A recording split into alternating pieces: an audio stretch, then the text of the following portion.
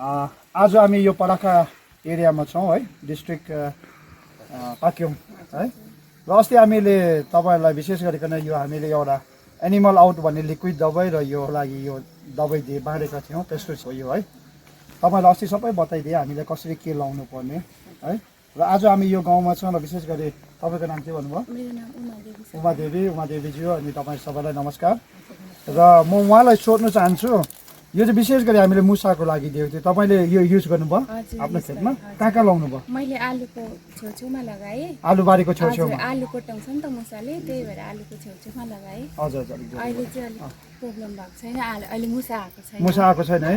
यो आलुको खेत बारीमा छोडेर तपाईँले अरू कहाँ लाउनु भयो? अरू मैले स्टोरतिर लगाएँ। स्टोरतिर लाउनु भयो। अनि तपाईँको रिजल्ट कस्तो छ यसको? अहिले राम्रै छ, एकदमै राम्रो छ।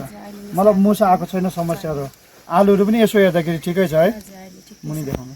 आलुहरू पनि यसो हेर्दा ठिकै छ है, मतलब आलुमा त्यस्तो खालको आएको छैन र स्टोरमा पनि मुसाहरू आएको छैन, एकदमै राम्रो।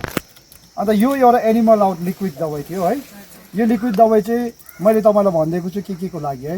तपाईँले कसरी कहाँ लाउनु भयो तपाईँले? 1 लिटर पानीमा 1 बिर्को लगाएर स्प्रे गरे हामीले। कहाँनिर स्प्रे गर्नुभयो तपाईँले? बारीतिर, मतलब यानि कि यस्तो ऐचेलाहरू भयो भित्तातिर?